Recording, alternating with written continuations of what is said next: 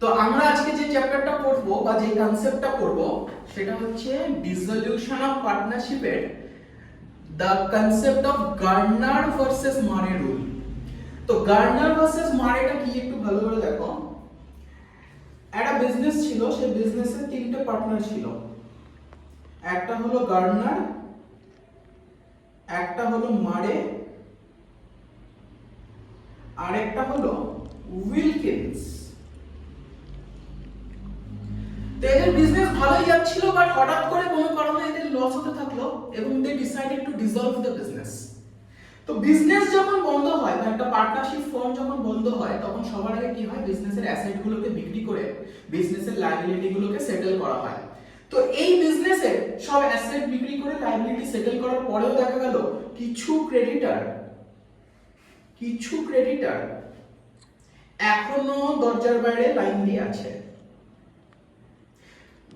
কিছু ক্রেডিটর এখনো দরজার বাইরে লাইন দিয়ে দাঁড়িয়ে আছে, ওদের টাকা এখনো পে করা হয়নি।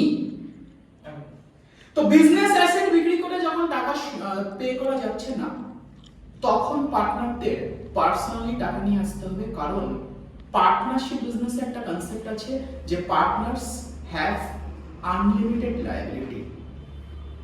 তো এইবারে গার্নার বাড়িতে গেল, গার্নার বাড়ি থেকে কিছু টাকা নিয়ে চলে এলো, ওর যেটা শেয়ার সেটা ও নিয়ে চলে এলো, কারণ ক্রেডিটরকে পে অফ করতে হবে। গার্নার বাড়িতে গেল, টাকা নিয়ে চলে এলো। মারেও বাড়িতে গেল, মারেও ক্রেডিটরদের দেওয়ার জন্য ও শেয়ারটা নিয়ে এলো।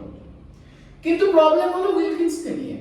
উইলকিন্স নালায়ক বলছে, ও হাত তুলে দিয়েছে, এই দেখো হাত তুলে দিয়েছে, বলছে আমি তো ইনসলভেন্ট হয়ে গেছি, আমি কোনো টাকা দিতে পারবো না। এবার এই ব্যাপারটাকে আমরা একটু ভিজুয়ালাইজ করার চেষ্টা করি। তো আমাদের কাছে মারে, গার্নার এবং উইলকিন্স তিনজনই আছে। তো এ হচ্ছে গার্নার, এ মারে, আর এ উইলকিন্স। তো ক্রেডিটররা এখনো বাইরে লাইন দিয়ে দাঁড়িয়ে আছে। তো গার্নার, মারে আর উইলকিন্স তিনজনকে বলা হয়েছে তিনজনের যে শেয়ার সেটা বাড়ি থেকে নিয়ে আসতে। তো গার্নার নিজের শেয়ারটা নিয়ে এসছে, মারে নিজের শেয়ারটা নিয়ে এসছে, কিন্তু উইলকিন্স হাত তুলে দিয়েছে, বলছে আমি তো ইনসলভেন্ট। তো ইনসলভেন্ট লোককে আমরা জোর করতে পারি না, কারণ he is legally protected. Once he is declared insolvent, he is legally protected. তো উইলকিন্স, নালায়ক উইলকিন্স তো আগে হাত তুলে দিয়েছে, ও পিকচার থেকে বাইরে।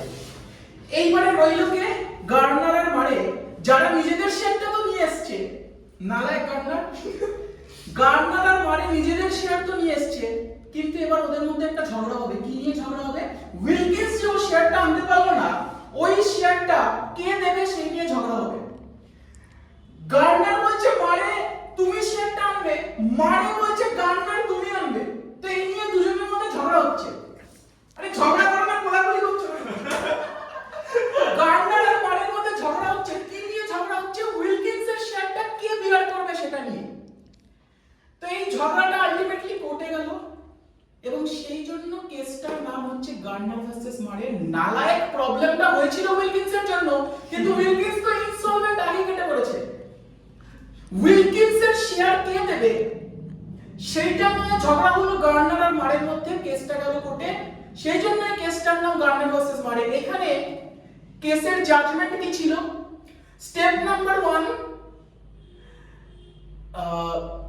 যতটা রিয়ালাইজেশন লস হয়েছে ততটা টাকা ক্যাশে নিয়ে আসবে। সলভেন্ট পার্টনার্সরা ততটা টাকা ক্যাশে নিয়ে আসবে। অর্থাৎ এখানে সলভেন্ট পার্টনার্স কে, গার্নার আর মারে। তো আমাদের রিয়ালাইজেশন অ্যাকাউন্টে যে লস হয়েছে, তোমার শেয়ার অফ লস তুমি ক্যাশে নিয়ে আসবে, আমার শেয়ার অফ লস আমি ক্যাশে নিয়ে আসবো, just to improve the liquidity position of the business. Step number 1। Step number 2, solvent partners having credit balance will share the deficiency in the ratio of last agreed capital.